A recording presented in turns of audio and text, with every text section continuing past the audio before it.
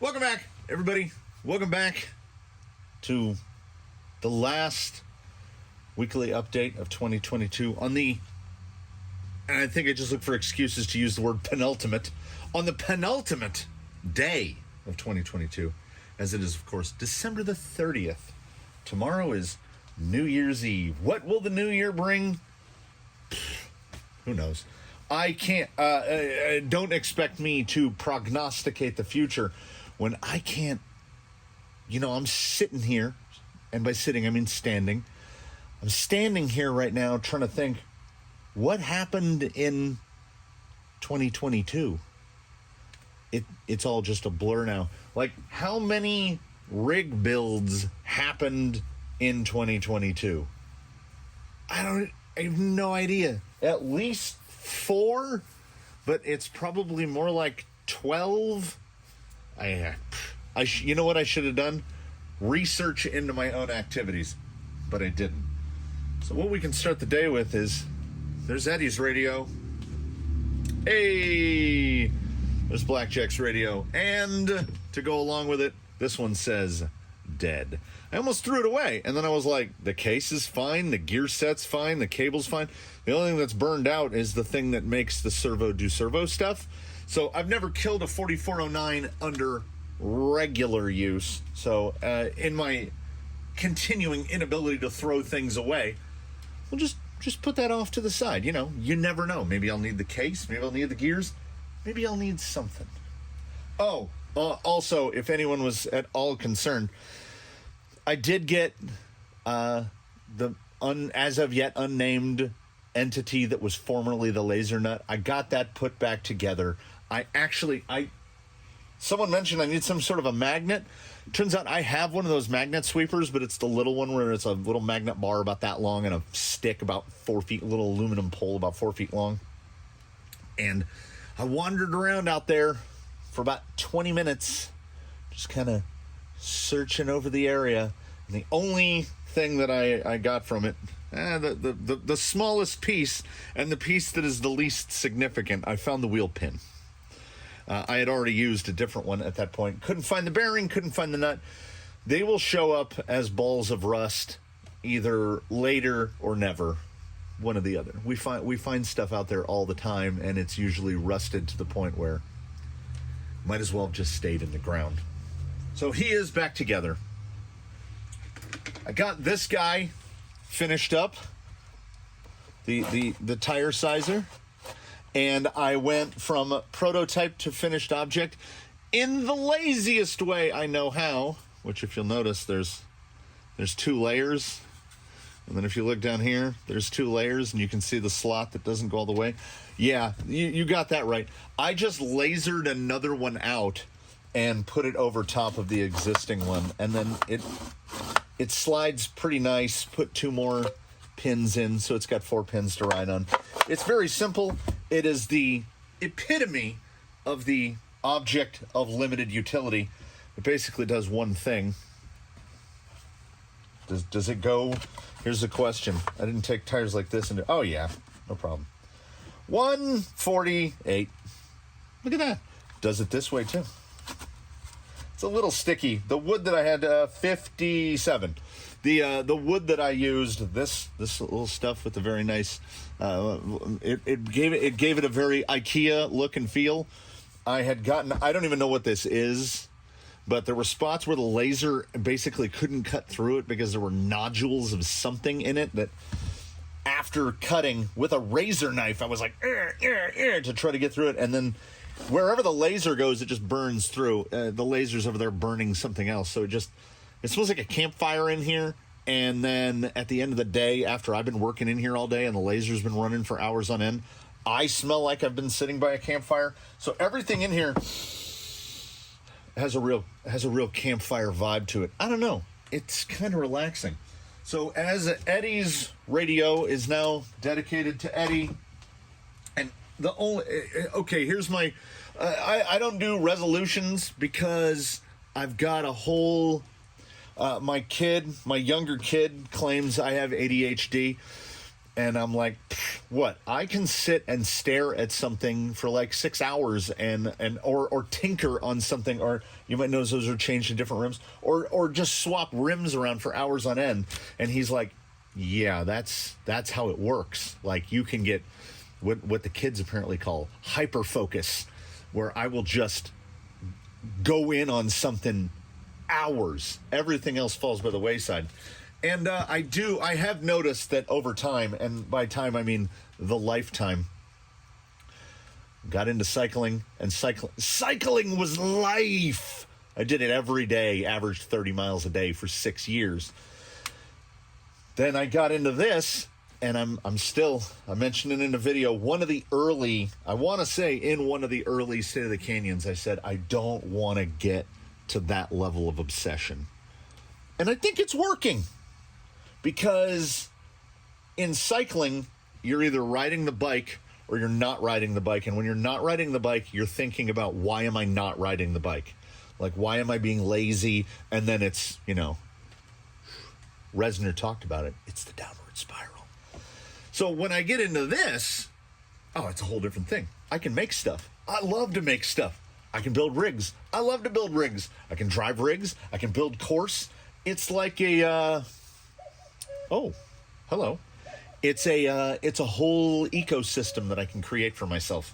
I can laser things. I can CNC things. I can make stuff. I can produce content. And that is a thing that I never envisioned. I am a lone rambler in a shed, and I like to make stuff. And it had never occurred to me in my first X number of years really to share it with anyone. So to all of you who have fallen into this zone through whatever series of events, thanks for stopping in, and thanks for staying around. It gives me the illusion of talking to someone. I'm sharing the experience with all of you, the ups and downs, the successes and failures, and it's a good time. Also, while wandering around waiting for a battery to charge, and by wandering around, I mean walking around this building. It's not that big. It's 25 by 25, which I know by a lot of people's standards is pretty big, but I have enough stuff. This building could be 40 by 40 and still be full of stuff. I've showed it before. Like, that's rig overflow. Like, these have no place to park. And right behind me over here is Blackjack, who also has no place to park. I need space for at least half a dozen more. In the parking garage, there's 12. In the stowage for guys that are way too wide, there's 3. Like I say, there's like 21. So, back from the day when I used to make a lot more parts for Scions, those are shifter cages, and I've been doing short shifter conversions for many moons. And nobody ever sends, I charged a core return fee, and no one ever sends them back. So those aren't all the cages. I could have just panned up a little more. All that white you see up there is more. I probably have 30 of them. There's some bit, and once again, inability to throw things away. So if I get rid of those, I kind of noticed, you can see if you look right across like that, there's nothing up there. And I do shifters very sparingly now, as Scion is no longer a company. So obviously they're no longer producing vehicles. So I do a shifter every 2 months or so. I don't think it's necessary for it to have all that stuff taking up all that room. So I think I am going to get that stuff out of there and build a rack similar to what's over here, but more efficient. That rack holds 6 in a space where I could probably hold 8, seeing as I've got 3 crawlers right here. So on this wall, there's 10. In the garage, there's 12. The laser nut used to just live in a spot shoved under the bench, but I think he's going to get his own slot now. Got to get a name for him, because maybe if he sheds that laser nut moniker, I'll feel a little happier about it. So rather than rant in here while you stare at a static screen of the Susan. Let's try yet another camera / microphone setup. Pretty much every video, I try another one and another one, trying to figure out what works, because even with the new mic, and I love the new mic. Where's that new mic? Even with this guy, look at this. I feel like a real boy. I'm still messing with the gain levels in post all the time, and I understand it's probably something to do with the fact that it's interfacing with this. But this is super convenient, and it does decent photography, cinematography. I can do good edits. I can get it into the machine to edit quickly. We learn as we go. I think, so in 2022, I think I learned to wheel reasonably well. Like, I feel like my consistency on hitting lines is better. I have a little bit better of a control of dig. I can sort of determine what four-wheel steer is going to do when I do it right and wrong. That's a positive. Getting better at wheeling them. Building them is really something that I've done. I've built RC cars essentially from scratch ever since the days of my Kyosho Turbo Ultima in the late 80s. Where I think the statute of limitations has expired, but the first time I ever built a custom chassis, me and my buddy unscrewed one of those danger, do not dig gas pipeline signs, which are made out of fiberglass, and I took it out into the garage with a jigsaw and a hand drill, and I made a chassis out of it. I made a flat pan chassis, essentially trying to copy what I had seen. There were already carbon fiber chassis for the RC10 at that time. I was like, I can make that. And when I made it, it only had like about maybe a 10-inch wheelbase. And honestly, I was hooked from there, because it was like a donut machine, and it was really difficult to drive. And I sort of traveled down a road of, I want to make something that handles well, but isn't necessarily super easy to drive, because those two things, they don't always go together. Sometimes the thing that has the best handling is the thing that's the most challenging to keep in shape. I don't think Blackjack is that, but Blackjack is the choice. He's right here. He's close. He's going to be the wheel of the day while we ramble outside and I try a new camera setup. And it's already late. If you counted the cuckoos, we're back on standard time and we're off daylight savings time, so the number of cuckoos is what time it is. And I got to have this thing ready to upload by a particular time. You know what would be awesome if I was a resolution type person?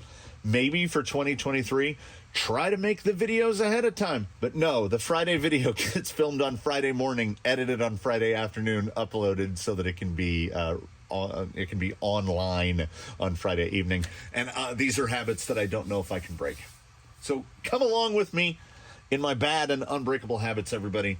You've hopefully gotten used to the madness by this point. So you see, what happened is this. I got started painting this, not knowing that there was inbound rain, and it was taken apart, and you can see by the little. I don't know if any of this has worked. The gimbal has crashed. The software has crashed 3 times in under a minute. So it usually gets to about 18 seconds and then just crashes. So I'm guessing this isn't a combo that particularly works. I don't know if the microphone, it shouldn't even know. Like, they shouldn't even know that each other exist. Oh, this gimbal gives me angina. So I'll give it another crash, and then we're just gonna switch to a conventional setup, which is a bummer because, like, oh, get over. Which is a bummer because I like the ability to zoom. that was kind of fun. Oh, it is set to its lowest ramp angle because I took the pieces inside to paint the inserts, and then and forgot to do it. We'll get there. This guy remains one of my one of my absolute favorites. I've gotten so used to the gimbal operation. I really love the ease of use of it. I just wish it would perform consistently, which is a criticism I often give myself as well. And then we try active track and we see if it works or not. How is active track on a particularly overcast day? And as you might, well, we'll get to the top of the mountain, see if we can get some sky in the shot. Yeah, as you can see, the sky is sort of a Pantone neutral gray, so active track seems to be working pretty well. Can we get to, there we go, max zoom. Woo! It's kind of far, I think. Oh yeah, he's lost him. The wheel weights on the front bumper. I need to get into a position where I'll be able to see. This is why right as I try to complement active track, it loses the, and I understand it's not a person, so, but I mean, it's like having a cameraman. Oh, I got that. That's my bad. I got too far below it. Oh, and I'm max zoom. We learn as we go. Let's try. This is like a non-technical technical showcase. I can never get used to what angle the thing needs to be at, because the gimbal kind of, it's designed to be handheld, and I like to place it so it's like a fixed cameraman, but it sits at an angle of about like that, maybe like a 30-degree angle. So I tend, which is maybe for the human wrist, that's what I'm thinking. So I have a tendency to set it up just aiming vertically, and then things drop out of the bottom of the shot. Shot tracking is the dream for me, because wheeling and driving, because I think, how do I coalesce this? How do I put this thought together properly? When I'm wheeling and recording at the same time, we're task switching pretty badly, because I'm trying to think about the shot, because I don't just want it to be I want some value to it. Like, I want it to look like an effort. Was that a raindrop? It better not have been a raindrop. I want it to look like some effort was put in. Effortless effort. You don't want it to look like you're trying too hard. Oh. I love it. Sometimes you gotta love the 50-50. Oh, and the fusion, so good. I've come to really like the slowish response on the 700, and I am definitely feeling something that is either very heavy, vertically moving mist, or it's it doesn't, like, my hand doesn't hurt, but it definitely feels a little bit like something akin to rain is attempting to have. Oh, that's beautiful. Beautiful. You're bringing me back around, gimbal. You are bringing me back around. Now, if the microphone is behaving as it should, and I have tried a couple where there's a port on this mic to have an external mic, so I can run a lav mic at the same time, and I've tried it that way. I can't really tell the difference in the edit, other than there's a stereo division. Oh, I need to try this, the alternative approach. Still, that turning circle though, that turning circle is something special. Okay, so active track has lost him, but was still acting as if it was tracking. There we go. I did drive out of the frame.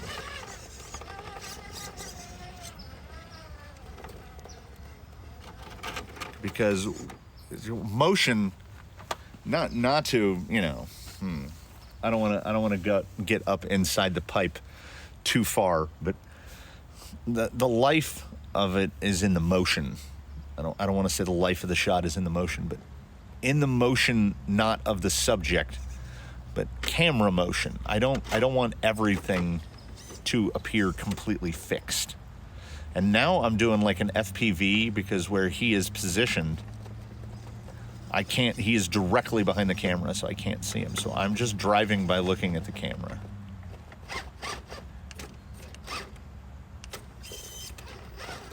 It is a strange sensation that he has a more realistic speed steering servo, which I like, but the fastest dig servo imaginable. Like it is instantaneous how quick that thing kicks in.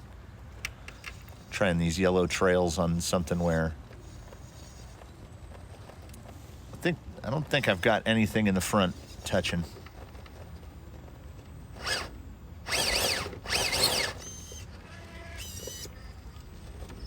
I'm getting used to that level of speed. And the thing is, if I had begun embracing Amazon, and by not begun embracing Amazon, if I had begun my foray into crawling embracing Amazon more, I would probably have quite a few more Animos 25 kg, 35 kg servos, which are not fast. And I really do prefer the Blue Case slow one compared to the Blue Case Pro, because the Pro is, I mean, aside from the just come on you. Aside from the just, he's gonna do it. Aside from the unbelievable amp hunger, in a crawler, I feel like there. Oh, that's beautiful. I feel like there is such a thing as too fast. Let's run the ridge here.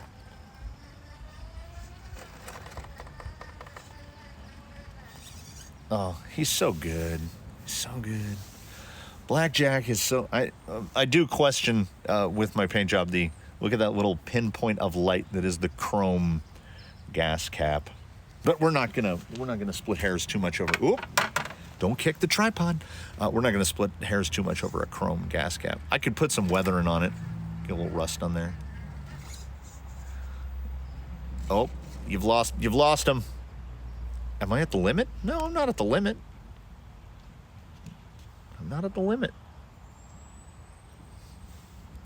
There we go. I feel like every episode, particularly the installments of the weekly update, there's some level of technical test inside all of them, because whether I'm trying to get a rig to work better, whether I'm trying to get the filming and audio setup to work better. Okay, see? I don't know why it would lose him right there. Was not near the limit. Now, mind you, due diligence has not been done. So I haven't gone on like the DJI Osmo support forum to find out, like, how do you make active track work better? Because it's probably not an issue. The thing tracks people like the FBI. I got somebody in the active track. They ran into a building, and the little active track, there's a box that goes right like that big, and it's got a little green square with an X in the corner. And that little green square was like blinking, and when they popped their head back out the doorway, their head went, the little box just dink, locked onto them instantly, and the camera was like, Rrr.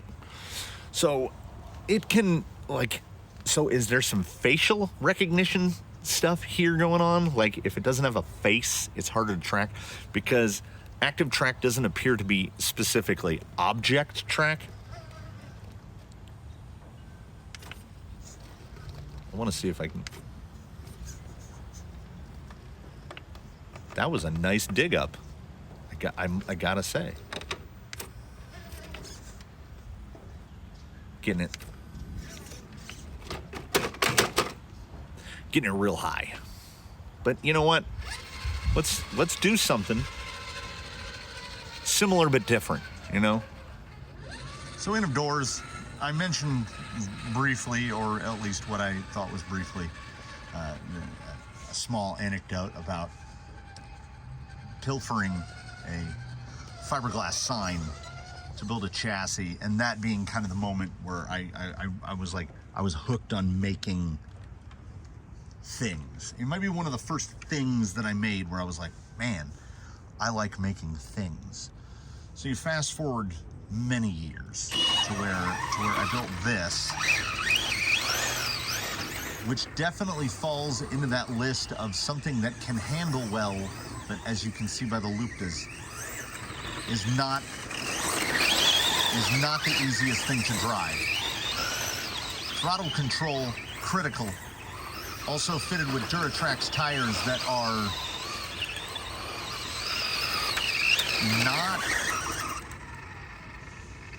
not in super great health. I want to say they're lockup SCs and some Trinidads. Yes, that is what they are. So this is, what makes a thing, okay? I think we operate off of an assumption that a crawler is based on, I kind of go by the axles. Yeah, let's go by axles. So in a Go Fasty, you've got what it is. Is it like a short course truck? That's what this is. And the gearbox is the guts inside the gearbox, ooh, I got in a hollow there, are Magnum 272.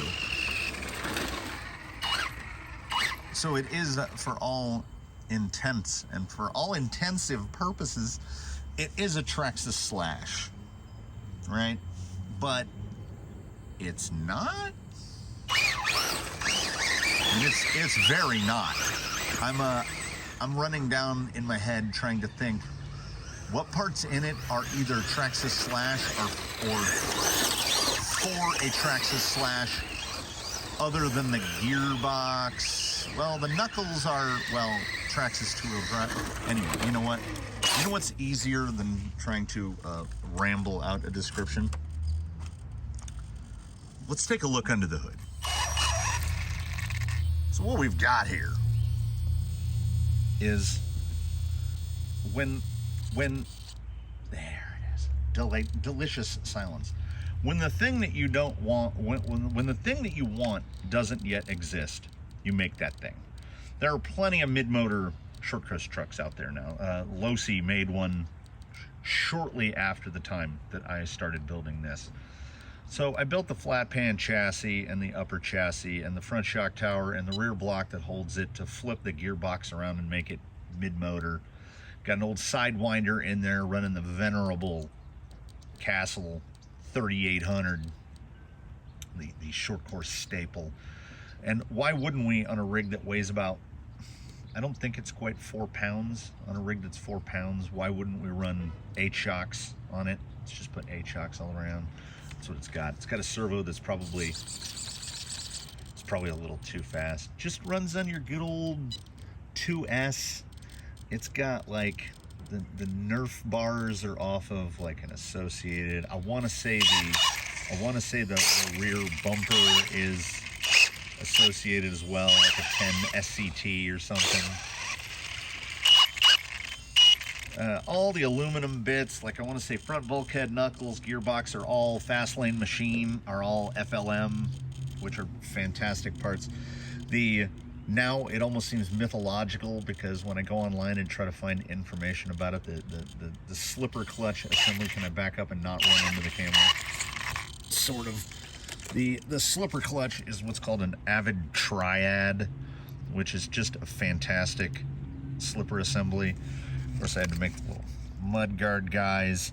Like a lot of this, there's a little wedge skid to put the right angle on the A-arms to get the caster angle for the rear. Yeah, that is indeed FLM up there in the front. This was a thing that, like, this thing's not easy to drive. Oh, and also, Legasp. Yeah. One of the best parts Proline's ever made. Like, you can't break that part once you modify it a little bit, a little more bracing, and then use the stock hoop with some bits on it. I don't drive this guy enough. I don't drive this thing enough.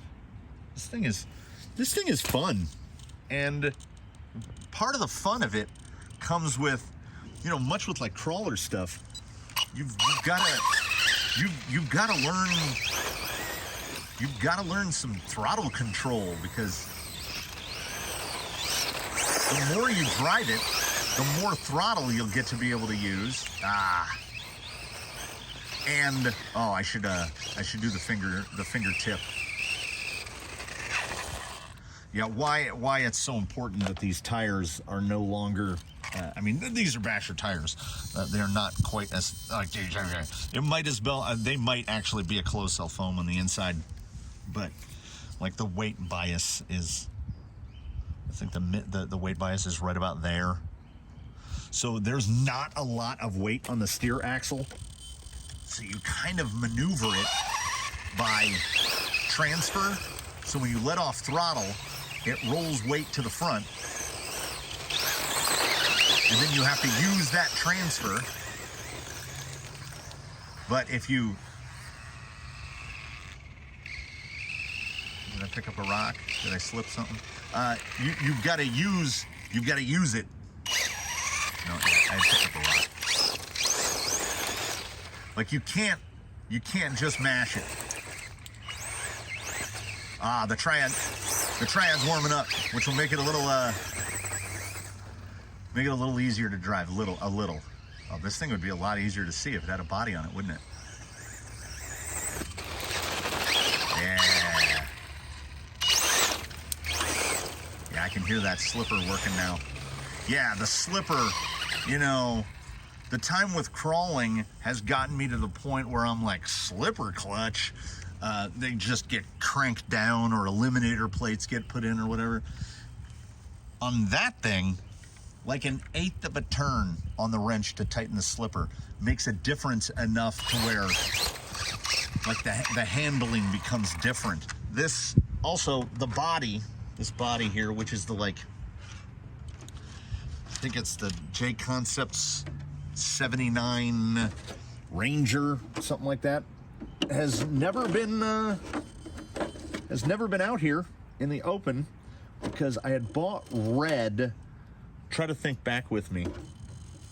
What project was being worked on where I was like, I'll just paint it red, and then we went a completely different direction. So I had the fresh can of red, and I had gotten to the point where, like, I had already put it in the shaker and had warmed up the can, and we were ready to go. So I was like, I gotta paint something red. And I did this J Concepts body trimmed and sitting on top of this rig for, I don't think I would be exaggerating if I said 7 or 8 years it sat up there. Yeah, that's easier to see. You gotta give it some blast to warm that slipper up.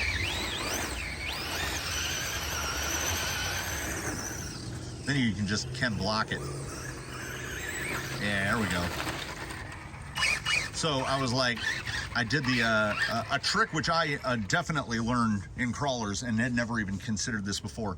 You know, you just cut out the overspray mask, so all the black is painted on the outside. I just very, very lightly with the razor knife scribe it, paint the black in, and I like it.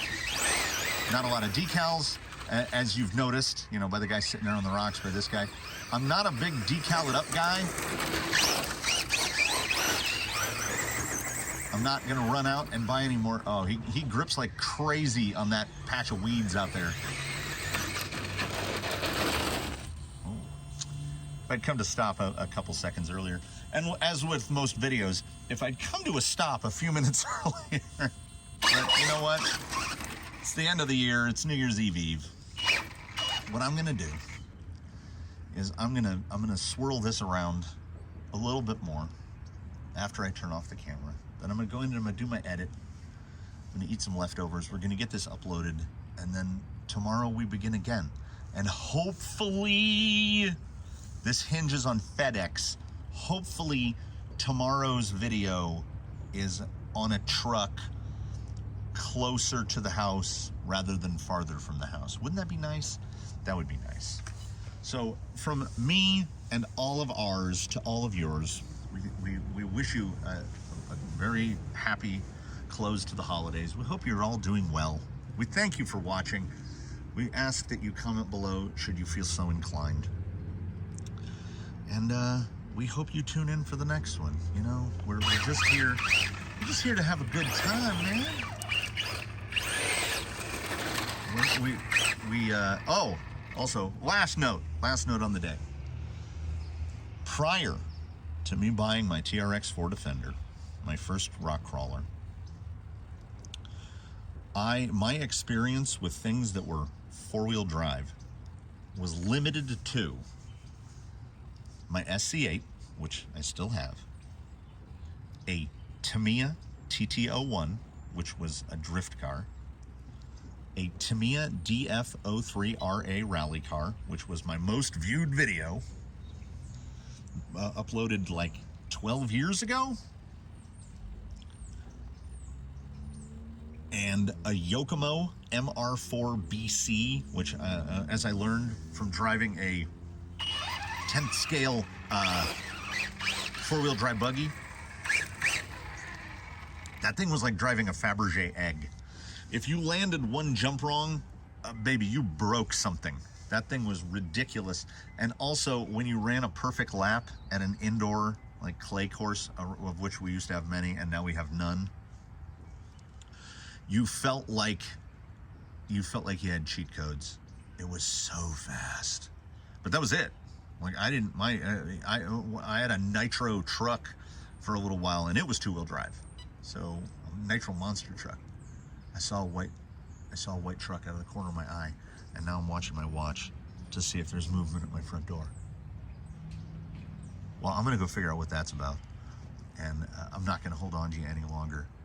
Thanks for watching, everybody, for this final time. Tomorrow will be the time I thank you for watching for the last time in 2022, and then we move on to, you know, the same stuff, but presumably more. I feel like I've tripled this outro. This is a thing I do. I'll see you later, everybody. Have a good one. Please do tune in for the next one. And hopefully, we'll see you then.